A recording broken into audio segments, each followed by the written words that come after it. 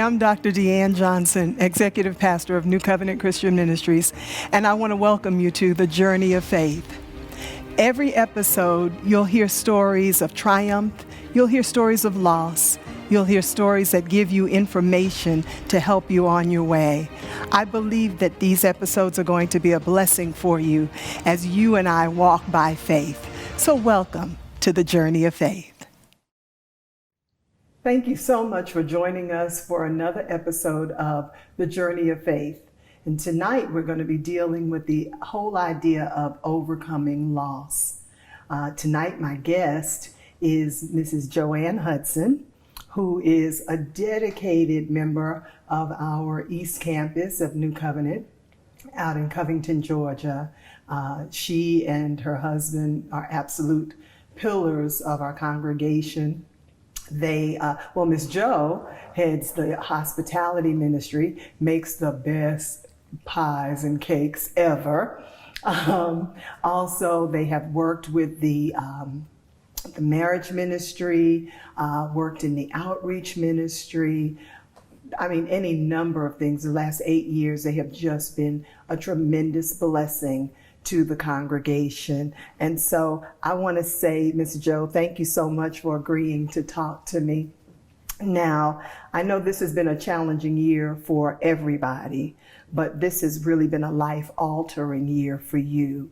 And before we even start, I got to say again how much I appreciate you being willing to, just to share with us, especially at a time like this. And for the people who don't know, your husband, Bill Hudson, who, as I said, was a pillar of our congregation, contracted COVID-19.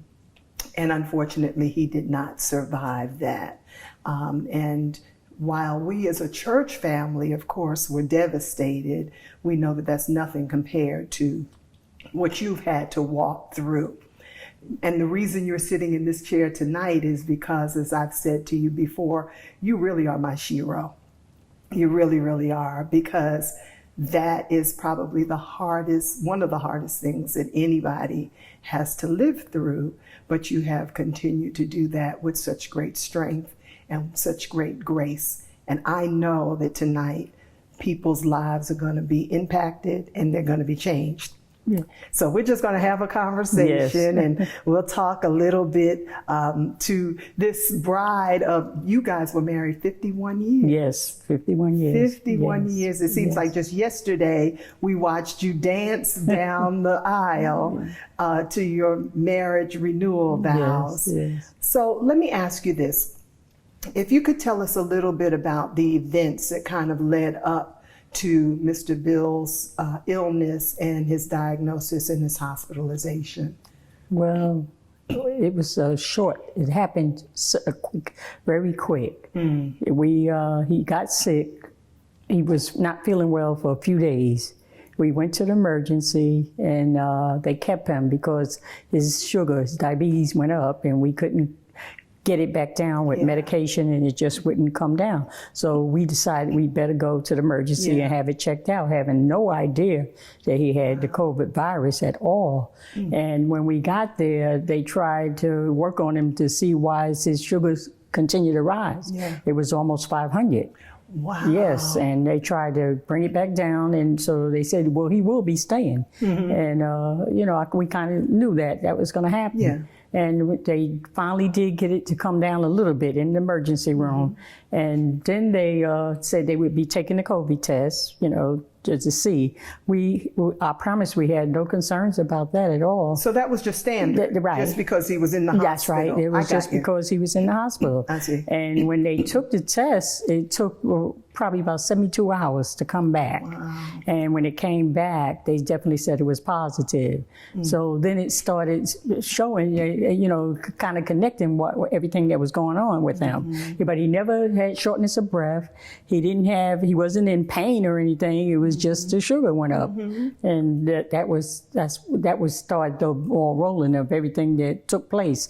So he stayed in there, and naturally I couldn't go see him. Yeah. I didn't know what was going on. You call, you get information that they'll tell you, we can't call you every day. We'll let you know every 2 to 3 days with the condition, you know. And I'm thinking that he was just stable. Wow. But then one day they called and said that he was not doing well at all. They was putting him in ICU.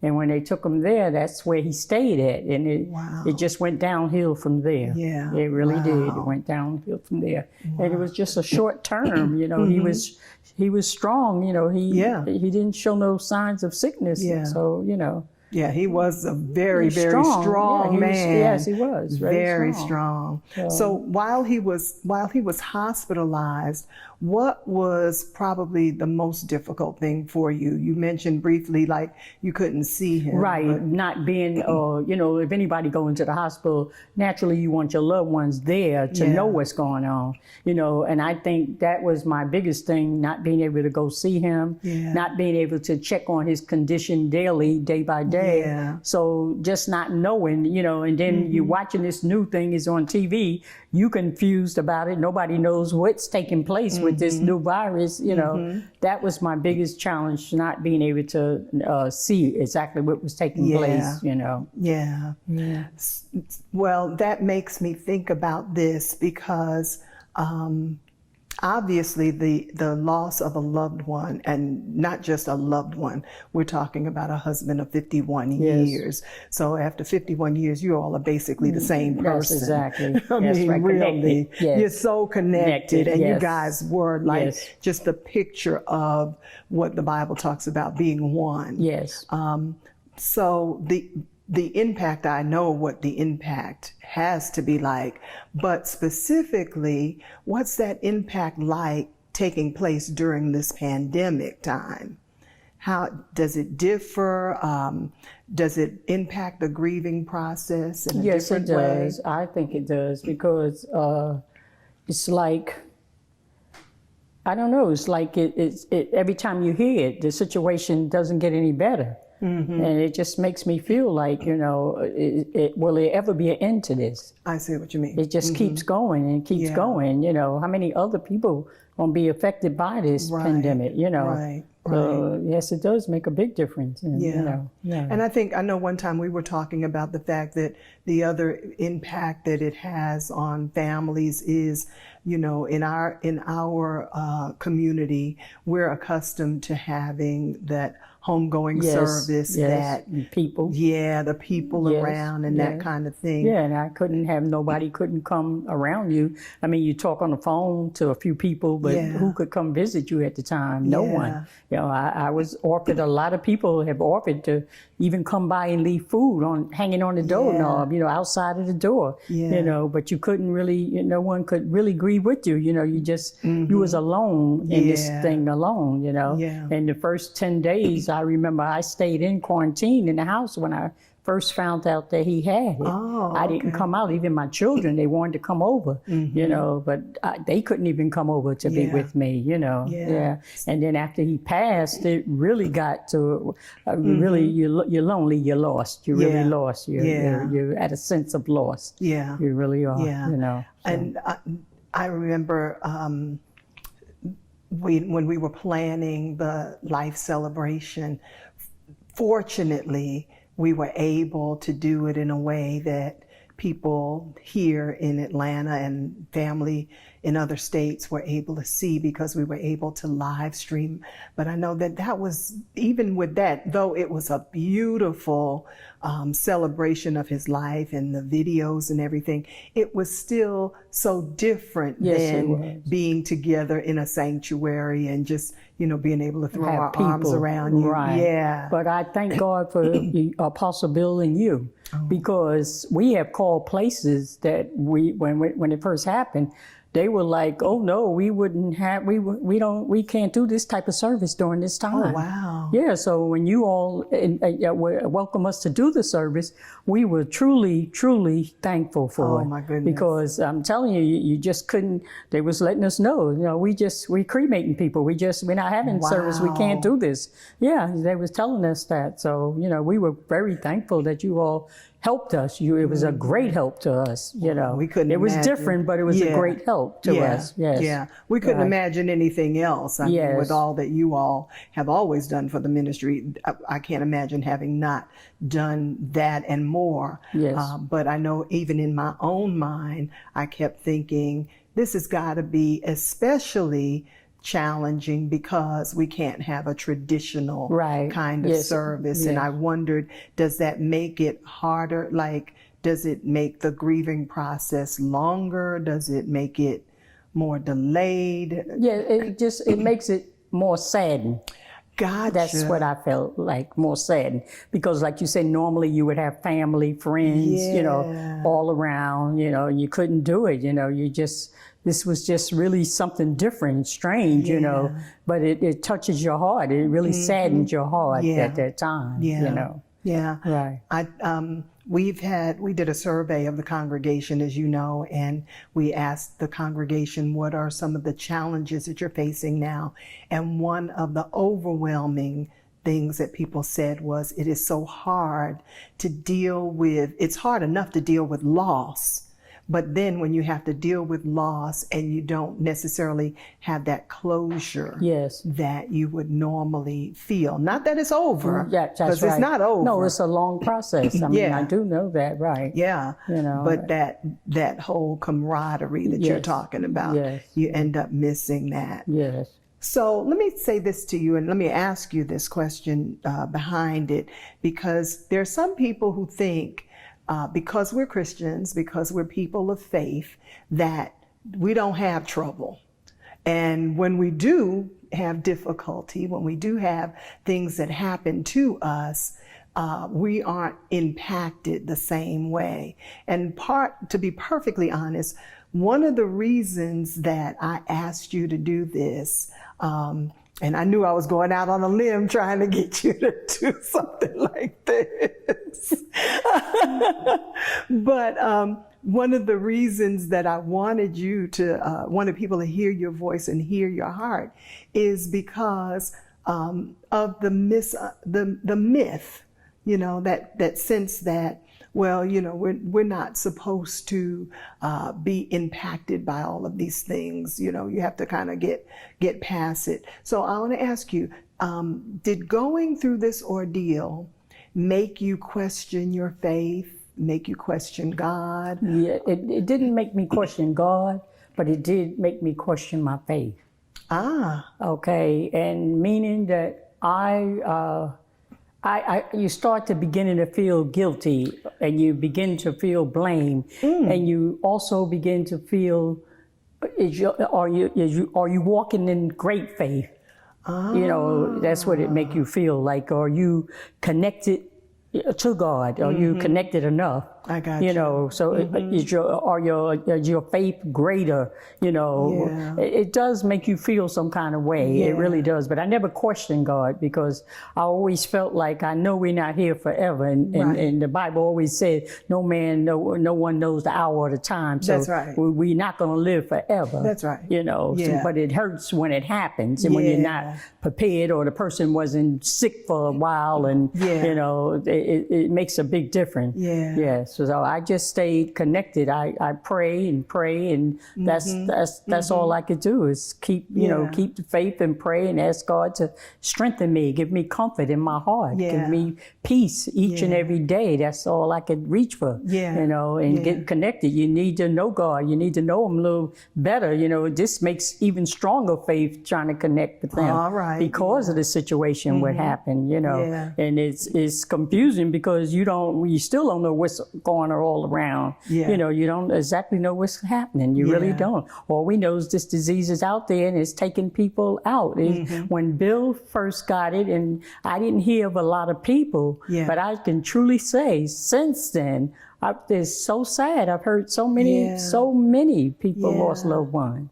So many people. So, you know, it makes your faith, you got to get connected and stay close to God. That's the only way I could walk with this, asking God each and every day to strengthen me, strengthen my children, my family, because they were affected by it very hard. Bill was, he was like our warrior, strong, told, guy, good guy, so, I just ask God, I just stay connected.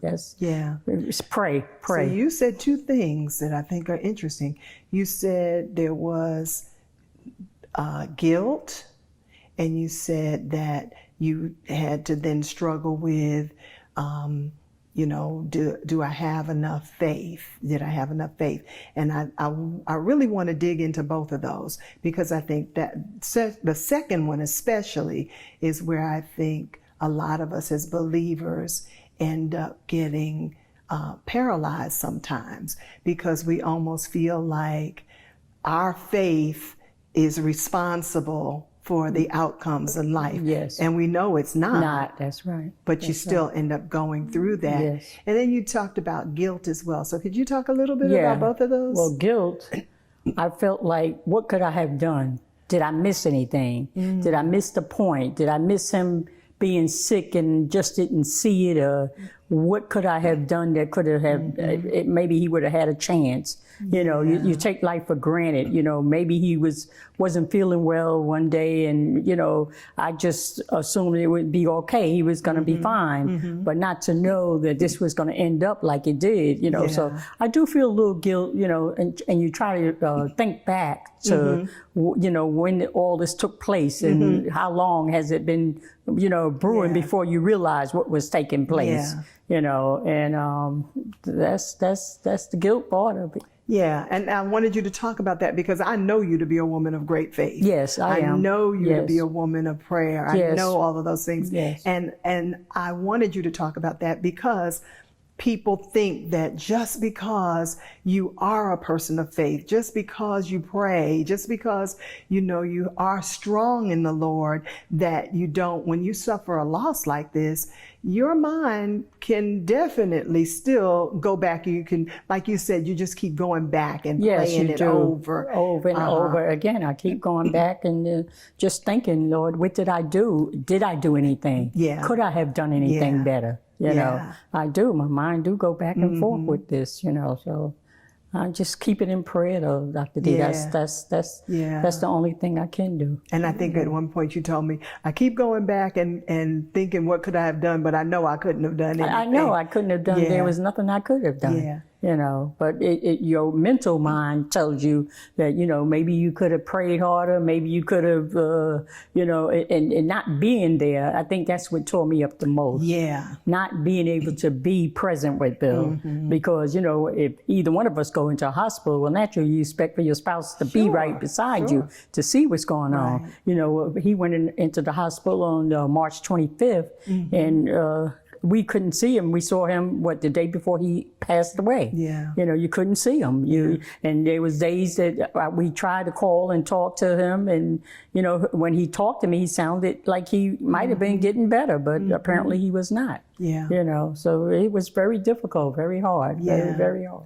And that, as I'm listening to you, I'm thinking that's probably how being in a pandemic made it even more challenging or more difficult, because it's possible that if it were more normal times, you wouldn't have that tape rolling back in your head. Yeah, exactly. Because you would have been played it out. You would have saw exactly what took place. But not being there, you got these doubts and wonders, and you're really confused with it. And so it keeps there you go with the guilt road.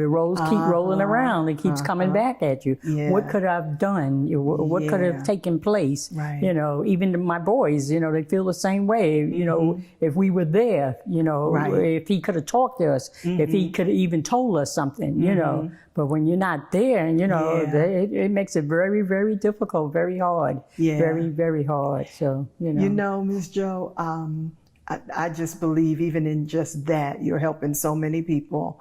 And when you started talking about that, I thought about when Lazarus died and when Mary came to Jesus and Mary and Martha came to him. And remember, one of the first things she said, if you had been here, my brother would not have died. Yes. It's that sense that we could have done something Yes. when we know we can't. Right, exactly. But it's just because of the unknown. Unknown, yes. Because you couldn't be there. That's right. Because you couldn't have information. Because you Right. couldn't walk the process Right, with exactly. him. And I think that's one of the best messages that you are sharing in all of this. Yes. Because, other people are going through the same thing. Yes. And you know how it is. We think that because we're going through something, we think we're the only ones. Yes. Like, yes. Maybe there's something wrong with me because I'm thinking this way.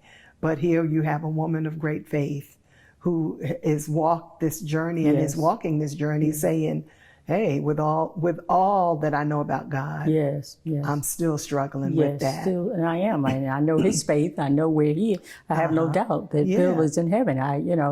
He had great faith, but it was just, like I said, it was very difficult not knowing, Exactly. And so that's where you place blame all the time on yourself. Yeah. You have nobody else to, actually place it. So you think back and say, well, if I could have just been there, or if I could have spoke to the doctors and during that time, this is when that COVID hit very hard, and the doctors they didn't even know what was taking place in those hospitals. That's right, because that was kind of like the height of the pandemic, coming out of March into April. Yes, that was the very height of it. So they didn't even know what was going on. So you really didn't have anybody to. So that's where the guilt keep repeating itself, because if it keeps coming back. Yes, so. Wow. A 2-letter word. Yes, if. It just keeps the tape rolling. It keeps coming back. Wow. If you could have known, So it's hard. It's not easy. It's very hard. Yeah. So, Ms. Jo, as we kind of mentioned earlier, I had the privilege of working with you and with the family, and as I've told you, I keep saying it over and over, I'm just amazed by your grace and by your strength. And that doesn't mean that you have the burden of being strong for everybody, but just, it's anybody can walk by faith when everything's going well. Well, that's correct. Yeah. But when somebody is in the middle of the valley, that's when you really get to see what they're made of. So that's why I say you're my shiro, because you've walked a place that I know I can't even imagine that. So I wanted to ask you, what are some of the things that that you're doing to make it through the day? Because I know it's a day-by-day process. Yes, it is. It's definitely a day-by-day process. Some days you start off as not great. It's not good. Some days you start off and what's the purpose of getting up? Wow. But then with prayer, you can get up. You can walk. You can do what you have to do and staying busy. I find myself staying busy. I find myself staying in the Word, which is the best connection you could have. Yeah. Because when you have when you start doubting or don't believe or have a problem, I get into the Word, and honestly, it helps me. Yeah. So it relieves that feeling that I'm going through. But it's not an easy task. Every day is something different. Gotcha. So you just got to pray about it. So every day is like new. Yes, it is. It is new. I got yes. you. Yes, it is. Yeah. And you had something to happen that was kind of helpful that we talked about kind of offline, and I want you to tell the people about that. Right. Yes.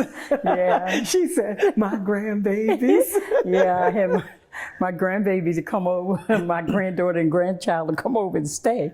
My 22-month-old grandbaby, he ran. He got away from me. And at my age, I didn't think I could run. I actually had to run to catch him, and I was just so grateful that I was able to catch him because he was really, really running. And I really had to put out this energy to catch him. And I was just so thankful, Yeah. But I enjoyed them. And that was company that kind of got my mind off of things just for them being there with me, and my granddaughter cooking. We trying new dishes, and we enjoyed that, just being together, Yes. So would you say for people that are in situations like this, maybe not the same thing, but in situations of loss, maybe trying to get people around them? Oh yeah, because when you by yourself, it's a very dark road. It's very lonely. It's very sad. It really is. And I thank God for my grandchildren and my children, which try to stay around me and just keep me busy, keep talking, and keep things rolling. And that helps. But when you by yourself, that's when sadness come into you. You're very sad, right? So I just pray each and every day that it'll be something different. I can get up and keep it moving, But it's a tough journey. I wouldn't tell nobody nothing about that. It's easy. And I couldn't tell you that. My heart be torn, I'm trying to get through it each and every day. And, God has truly blessed me to get through it. And I find some days you can get up and you can kind of get through it without feeling so lost and lonely and sad. But then you got other days that you seem like your heart just falls. You're just really sad and your heart is really lost. You're lost. You seem to have a good grasp on seeing even practical ways, like even in the loss and even in the hurt. When I talk to you, like if we chat on the phone or something, you seem to pick up on good practical ways. I think one time you told me something about the television. What was that? That was a good practical tip somebody told you. Yeah, to keep the TV always when you get up to turn the TV on. I was just a person, I was never a TV person. I could watch it and I don't have to watch it. Yeah. But someone told me, since you've been through this trouble, that your best way of company would be to keep your TV on. Wow. It's like company, and they are correct. They're right. Wow. And when you turn the TV on, you're not at a loss, a sense of loss, sense of quietness, being peace still. You because it's going to take your mind off of what you're going through. So the TV does help. It really does. Yeah. Yes. So you're dealing with it. You're not denying your feelings, but you're also using practical steps to say, I want to make sure that I'm doing things that are going to help me. Yes. That's good. And I'm trying to find ways that can help me do things, right? Because it's not an easy road. It's just not. I wouldn't tell nobody it's an easy road, so. No. When we were out, we kind of looking out in the garden earlier. Yes. And you asked me if I gardened. Yes. And I unequivocally told you no. So beautiful out there. But I listened to you because one of the first things you said was, I'm going to start looking at some of the things that I used to enjoy doing. Yes. And get back. What are some of those things? I mean, aside from bacon. Because I'm waiting for a cake. I am waiting for a cake. Bacon. I know it's not going to fit my Weight Watchers plan at all, and I don't care, because a Miss Joe cake is worth blowing your whole diet for children. But that's another story. Yes, and let me not tell y'all too much, because when I get my cake, I'm not sharing. But please go on. But start planting with flowers and plants again. That's why you asked me about gardening. Yes. It just made me go back to, I need to do that. Yeah. Keep myself busy. You got to stay busy. You have to. Yeah. Stop focusing on, exactly what took place, but get into other things and stay busy. And things that you like to do. And at this time, it's so hard because even if it wasn't nothing but a trip to go into the mall and say you can't go to these places, yeah, it's kind of stop you. You can't. You just can go barely to the store and come back. Right. So that's the sad part about it. You can't really get out to enjoy or do something different to keep your mind off of what Wow. Right. So it's a tough road. It really is. Now you said that just now, Miss Jo, and that just made me admire you all the more, because I know that we're still in the pandemic. I know that we're still doing social distancing and wearing our masks, and we don't go everywhere. We're not at church now like we normally are. Yes. But even in my own mind, I didn't put that together, that even though there are things we could do when we do suffer loss, there are practical and natural things we can do. Because we're in a pandemic now, it's not as easy. Not so we have to find more creative ways to find something that we like. Yes, at your house or home, Gotcha. Yeah, you just can't, and you can't have companies come, Yeah. It's hard. It really is hard. Yeah. So you're working with, watching more TV, Oh my goodness. I mean, Yeah. So it's difficult. Yeah.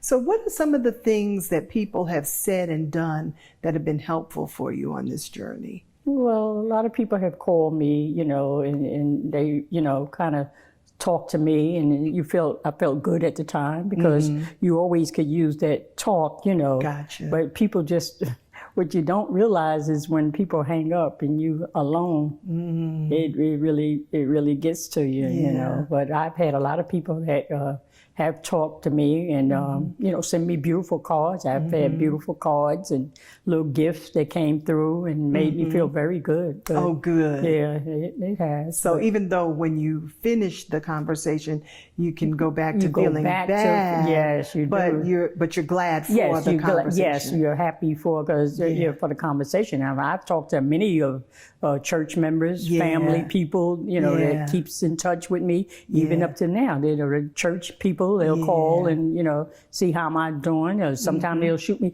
even to see a text. You're happy. Wow. I like people. I enjoy people. Yes, I'm a people person. Yes, you are.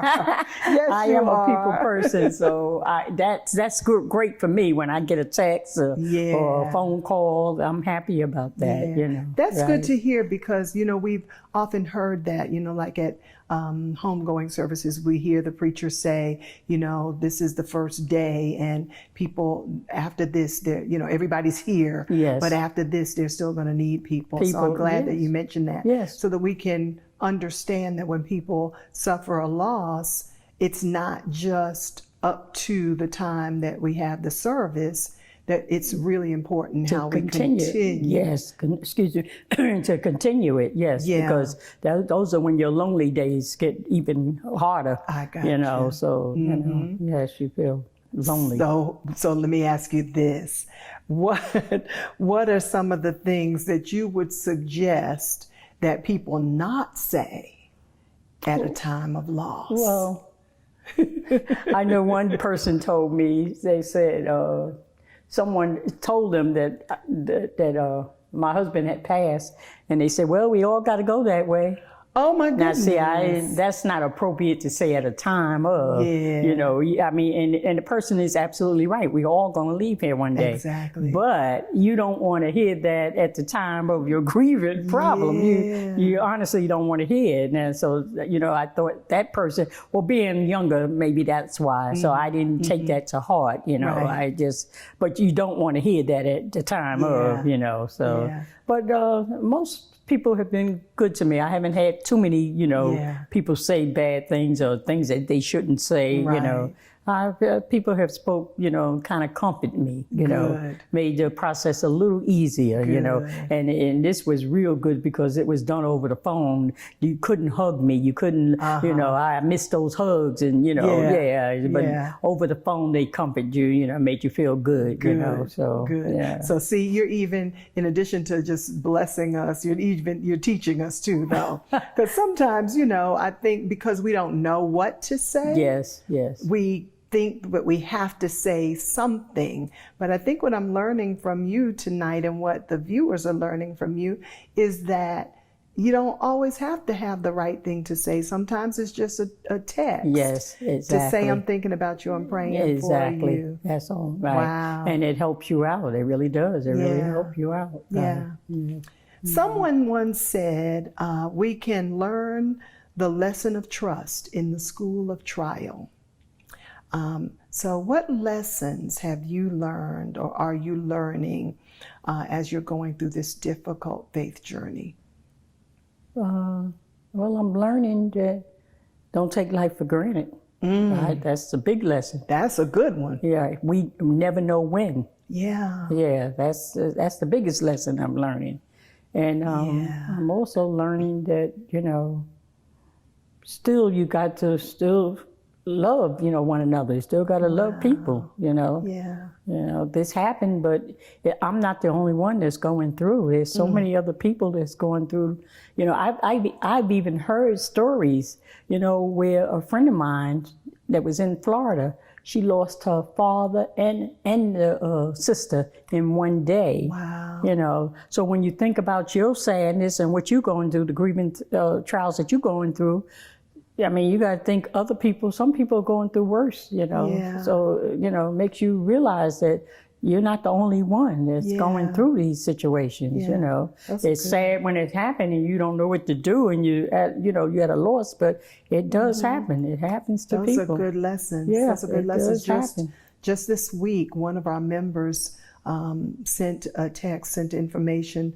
A friend of hers, I think her friend lost her mother, her sister, and her brother all at the same time, kind of like making arrangements for one and lost the other. So that's a really good lesson that no matter what it is that we're going through, whatever the loss is, because sometimes, there's all kinds of loss. Yes, it's not always death of a family member. That's right. It could be loss due to divorce, or sometimes people feel lost when their children are leaving home and going to college and things like that. That's right. But that's good, Ms. Joe, keeping in your mind that yes, I have suffered a loss of some kind, but somebody else is probably suffering something greater than that. That's right. Yeah. That's right. Yeah. So this almost ties in, because I was going to say, what would you tell anybody going through kind of a life-changing situation or loss right now? I would just tell them to stand on the word of God and believe and know that He's there for you. And when you cry at night, you're not crying by yourself. God is with you. All right. Yeah, He comforts me, and I could walk through my house during the day and I might seem like I'm all right, but, when I get struggle, I call on Jesus. Yeah. And I know He's right there with me.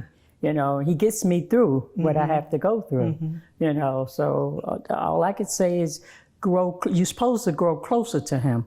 So you do need to grow closer to Him when troubles times come like this. Yeah. You need to grow closer to God, and that's what I've been doing. Just praying and staying connected as close as I could be. It's like that's my whole world right now. That's who I have to go to. So you can really give Him more of yourself. Yes, more. Now. That's right. Wow. That's right. More. Wow. That's such a mature way to process loss, because you're not sitting. You're hurt and you feel the grief, but you're not sitting in it. I've never experienced you having this kind of woe is me kind of attitude. It seems like you're always looking at, okay, I'm feeling a little down here, but I'm looking on for the way to get out, for the way to get over. Wow, that's good. Right. So this is where I want to kind of close. I think after this, I'm going to have the reputation of really paying close attention. I listen to everything. You guys never realize how much I'm listening to you all. And so I get the best quotes from you all. I do. I get the best quotes. And I think I told you, as a matter of fact, Yes. it's not this, I think it might be this one, and there's another one also. But in a book that I'm working on now, I've even quoted you in this book. Oh, okay. Because I was so impacted. Yes, yes. Because in addition to everything else I told the audience that you do in the ministry, I've had the blessing of being in small groups with you Yes, yes. for years now. Yes, for yes, years. yes, So yes. this is my small group sister And I miss here. it so much. You And just we don't miss know. you. We're going to Yes. grab you in Yes, October. yes, yes. But I remember one of our small group sessions. I can't remember exactly what we were studying, but this is what you said. You said, not all storms come to disrupt our lives. Some storms may come to clear new paths. Oh. Miss Joe, that thing, like the kids say, that blew my mind. That just, I can't even put into words really how you blessed me there. Wow. And you challenged me because I was in a place where I was so busy looking at the storm. I wasn't thinking about the fact that this is really a storm. This is a Yes, challenge. yes. But like a natural storm, when it comes through, it does clear a path many times. yes. And so I want to ask you, what new paths are you believing God to clear in your life now? Well, I'm asking God to take me to the next level, whatever that might be. That's what I'm asking. And I don't know what other storm. I'm just asking Him to take me to the next level, whatever that may be. Take me there. I'm ready for it. Wow. Yeah, it might be another challenge. I don't know, but I'm ready for it. You know. Yeah, just to take me to the next level. Get you ready now Yes. in this process. Yes. So, Miss Joe, even though we know you have suffered a great loss, Yes, I have. I want you to know that your strength in this loss, your walk in this journey is helping my faith.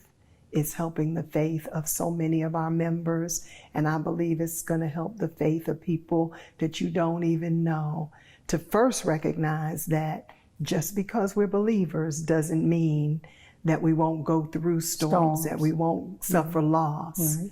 But when we're going through them, there are things that we can learn. That's right. There are things that we can do to help ourselves. And more importantly, we have to recognize that that's an opportunity to draw closer That's to right. God. We might have to go in the valley, but we're gonna come out. We're eventually gonna come out of the valley. That's right. So, You make me think about the scripture talks about how Jesus was led into the wilderness Yes. by the Holy Spirit. He was led into that wilderness by the Holy Spirit. But then later on in the Gospels, it says he came out in the power of the Spirit. Wow. And I believe Yes. that while God doesn't cause trouble in our lives, Right. He'll use everything. He uses, Pastor says it all the time, Yes. it may not be God sent, Yes. but can always be God used. And That's I just believe with everything in me and see in you that while this is a challenge and while this is a loss Yes. and it is heartbreaking, I see you coming out in the power of the Spirit of God. And I'm telling you, Wow. many, many, many, many people are going to be strengthened and blessed and made whole Oh, praise just God. because you agreed Yes. to come while in the middle of your Yes, loss yes. and talk to me and talk to us. Yes. So thank you so You're much. I welcome. so appreciate it. Yes. And I want to thank you guys also for viewing The Journey of Faith, Living Through Loss with my very special guest, Mrs. Joann Hudson. I pray that what you've gained during this time is not only bringing you strength now, but that you'll think back. You know, as a matter of fact, I want to encourage you, share this with somebody that you know, because this is the thing. You may not be in a loss right now. You may not be in a hard time right now. But if we keep on living, something is going to happen. Mm-hmm. Jesus said it like this. He said, in the world, you will have tribulation. Yes. What the tribulation looks like can be different for all of us. But thankfully, he didn't leave us there. He said, but be of good cheer, because I've overcome the world. Now, you've heard Miss Jo tonight, and you've heard her testimony. You've heard how she said, it's hard. As a matter of fact, she said that over and over. It's hard, it's hard. But you also heard the life that was coming from her heart. The fact that she's leaning into God and that she is helping herself to do the things that are needed for her to take one day at a time and one step at a time. And so I just pray that you would take Miss Jo's testimony, you would take the same peace that's available from the same God that she serves, and that you would walk through your journey of faith, even if that journey takes you through loss. God bless you.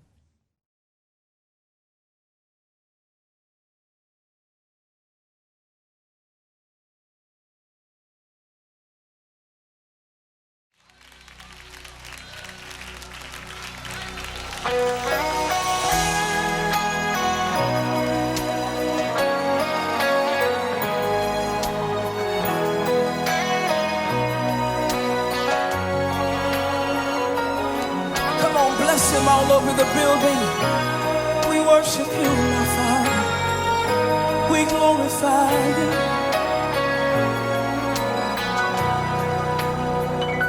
Bless the Lord, oh my soul. Oh my soul. Worship his holy name. Sing like never before. Oh, my soul, worship your holy name. The sun comes up, it's a new day dawning. It's time to sing your song again. Whatever may pass and whatever lies before me, let me be singing when the evening comes. Bless the Lord, oh my soul.